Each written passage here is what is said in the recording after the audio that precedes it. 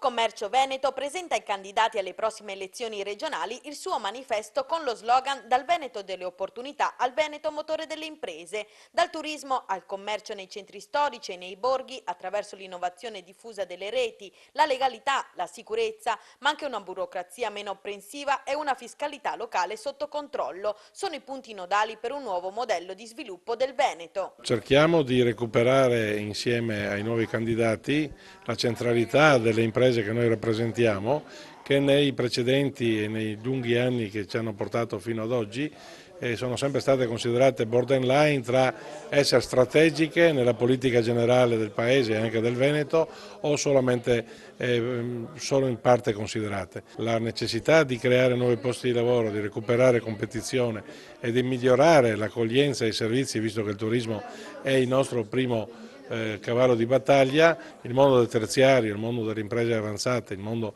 del commercio in genere, le imprese che non sono legate al manifatturiero, al mondo dell'agricoltura e al mondo dell'artigianato, tutto quell'altro mondo che noi appunto rappresentiamo, non possono essere in un progetto strategico lasciate ai margini. Confcommercio chiede una totale e capace inversione di rotta rispetto al mondo manufatturiero per dare lavoro e recuperare competizione, e per questo è necessario puntare sul terziario di mercato che nei paesi sviluppati oggi è in posizione di leadership. Il mondo Confcommercio, i soci che rappresentiamo, ricordo che sono oltre 55.000, possono in qualche modo sentirsi non orgogliosi, che potrebbe essere troppo ambizioso, ma rappresentati per cercare di pesare per quello che realmente su questo Paese abbiamo sempre dato e vogliamo continuare a dare. Voi affiancherete qualsiasi sia il presidente che va al voto? Chiaramente per quello che è il nostro bagaglio di capacità e conoscenze cercheremo di essere sempre al fianco. Non c'è dubbio che una parte che ci va ad amministrare per noi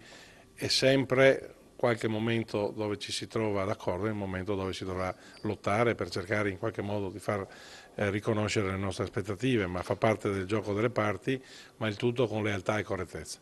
Per Confcommercio Veneto è il turismo la risorsa centrale per la sua capacità di attirare consumi, investimenti e reddito in molti settori. Le riforme fin qui pensate a livello nazionale per il comparto non sono sufficienti a far ripartire mercati ed economia. Oggi ci verrebbe in mente il problema della sicurezza come le priorità, ma sappiamo che non è sufficiente. L'altro è un progetto sul credito, che è un'altra cosa importantissima.